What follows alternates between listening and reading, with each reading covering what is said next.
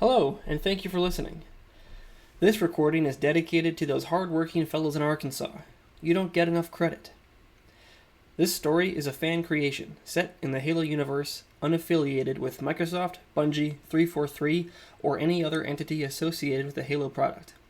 It was originally written as a D&D style campaign for my friends, and the events that occur here are mostly in line with the actions they took while playing, with some changes for lore friendliness. Please enjoy. 0710 hours on January 11th, 2551 on the military calendar. Aboard the experimental low observable Pelican dropship approaching the UNSC Prowler into the breach. Low orbit above planet Ronkonkoma in the Gamma Novus system.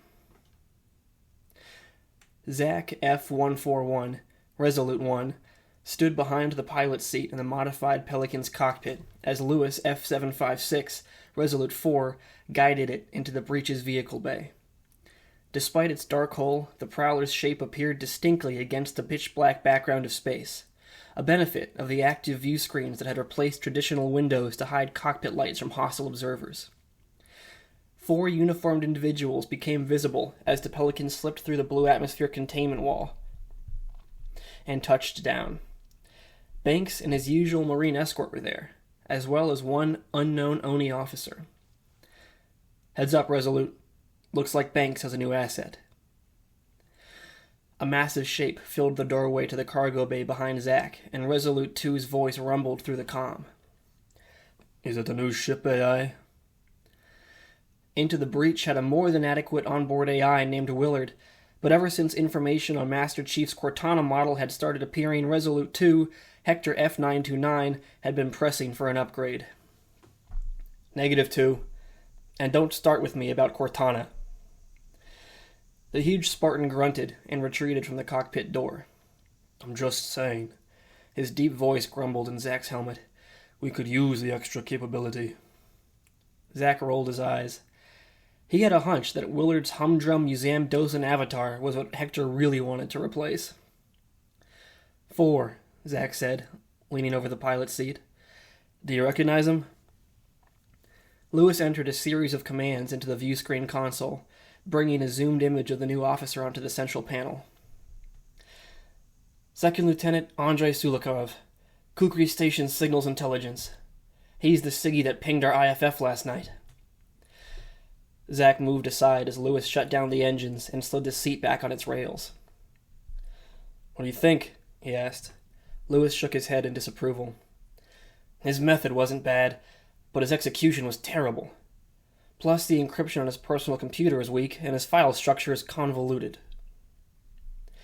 Not reassuring, given that Banks had apparently recruited him to Resolute's handler crew. Zach hadn't broken into the man's private data like Lewis apparently had, but he agreed with Resolute 4's general sentiment. During training, it had been drilled into him and the other Cryptea that good intelligence agents operated like hunters, tracking and luring sources of critical information before striking decisively to acquire or destroy it. Based on Lewis's earlier incident summary, this analyst had set a trap for prey he didn't understand and then gotten himself caught in it. But if Banks brought him in, there had to be something else at play. They joined Hector and Ethan F-016, Resolute 3, in the Pelican's cargo compartment. Ethan was lounging across the port-side jump seats, juggling 2 S7 Sniper APFSDS rounds with his thumb. The bullets glinted in the interior lights as they spun through the air, one rising as the other fell, to be deftly bounced against his knuckle before getting flipped back up again like a coin in a game of chance.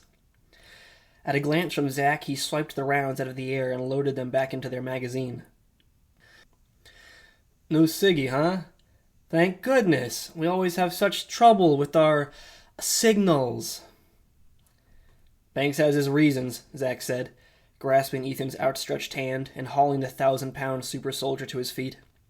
If it affects us, we'll find out. Lewis wrapped the back of Ethan's helmet on his way past. We're doing fine with signals, but we could use a little more intelligence. Ethan raised his arms in an exaggerated, "Who, me?" gesture. What are you saying, Lewis? A curt hand signal from Zach prevented any response. The Pelican's ramp seal hissed as it released its grip on the shuttle's pressurization, beginning the opening sequence. Still the chatter, Resolute. Let's find out why we're here. Aboard the breach, Andre's mind raced as the Black Pelican's engines whined to a stop, piecing together the morning's blur of events. 2 masked ONI security personnel had been waiting for him in his quarters when he returned from his shift this morning. They hadn't spoken, just handed him his own packed kit bag and escorted him straight to the hangar bay and into Kukri Station's Pelican shuttle. The escorting security on either side had made effective blinders, and along with his utter disorientation, they had prevented him from getting a look around the hangar for any unusual visitors. The shuttle had deposited him here, a ship he didn't even know the name of, on a mission so secret he had apparently risked his life by accidentally learning about one part of it. And, apparently, this is where he would stay. Before ONI recruited him, Andre was used to being 2 steps ahead of his peers. The UNSC personnel he had worked and lived with were easy to predict and persuade, and as a result he had always been able to get his best outcome out of any situation. That level of control had vanished when he joined the intelligence community, but he had felt he was making his way back in the small staff of Kukri Station. Now he'd be starting from scratch again, and he got the sense that this crew was not going to make his scheming easy. Hissing air from the Pelican's ramp seal brought Andre back to the present. He was surprised to feel his pace quicken, and his forehead began to sweat as the ramp dropped out of its lock and lowered to the deck. For a few seconds he tried to convince himself that he wasn't nervous, that he had nothing to worry about, that he was doing his same job in an even more secure location. It almost worked, until the first member of Resolute emerged from the dropship. Andre knew that Spartans were 7 feet tall. He knew that they weighed half a ton in their armor. He'd seen pictures of them next to regular humans, and of the aftermath of their clashes with such lesser beings. His mind had accepted these things by categorizing Spartans as weapons, turning them into objects to be deployed by officers like him. But now that he was watching 4 of those living weapons approach in person, turning their featureless, mirrored faceplates towards him and walking with steps that he could feel in his bones, he found that there was a stark difference between knowing about Spartans and being within arm's reach of one. The 4 members of Fireteam Resolute spread out into a line and stood at attention. Their black Mjolnir armor and undersuits had been given a matte finish, and even in the stark illumination of the vehicle bay it seemed to repel light. The only exception was their silver visors, which shot lurid glints that were only enhanced by their Stygian surroundings. Andre had a vision of himself as a rebel, peering into the night and finding those Harbinger glints looking back. He stopped himself from physically shaking his head to dispel the unpleasant image.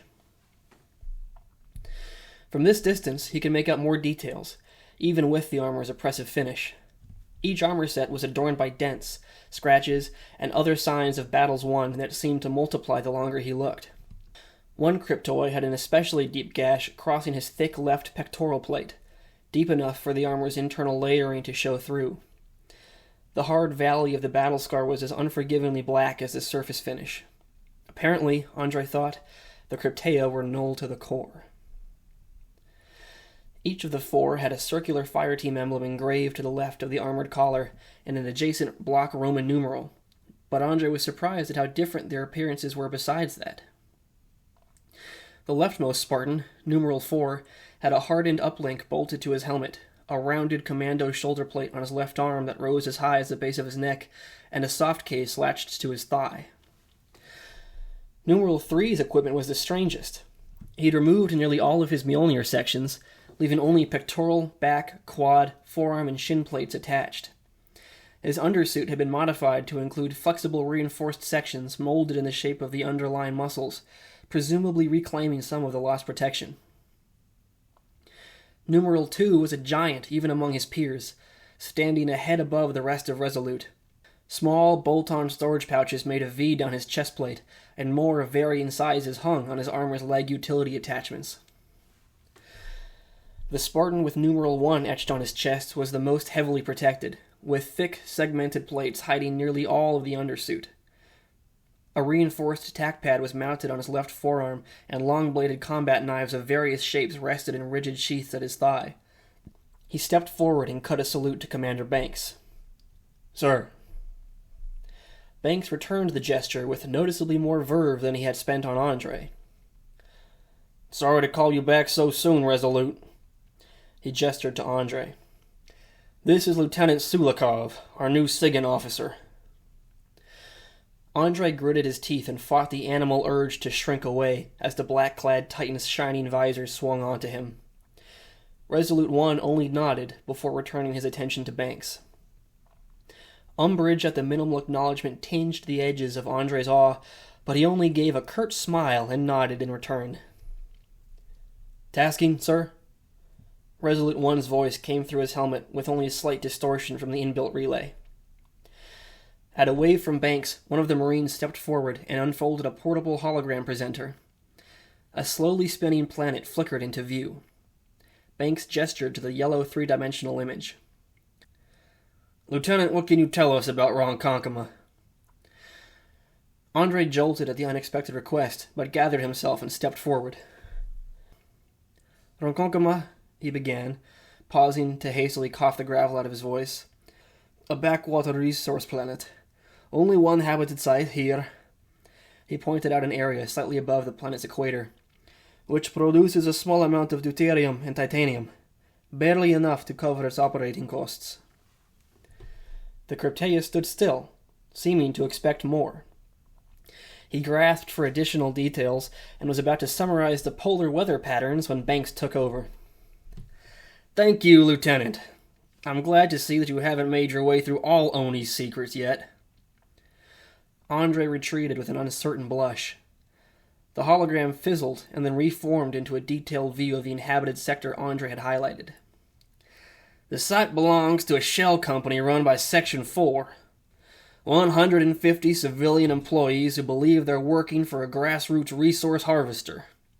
In reality, they're a cover for an ONI," he pronounced each letter individually, "Forerunner Artifact Research Site." Andre blinked in shock. He really had found himself in the deep end. Discoveries of ancient Forerunner slipspace technology had given humanity the ability to travel between solar systems, and been the seed for a multitude of other breakthroughs. Any discussion of the long-extinct alien species brought close scrutiny from Oni, who closely protected information both on humanity's research into Forerunner tech and the Covenant's far greater knowledge of it. Suddenly, the presence of a Krypteia fire team made perfect sense.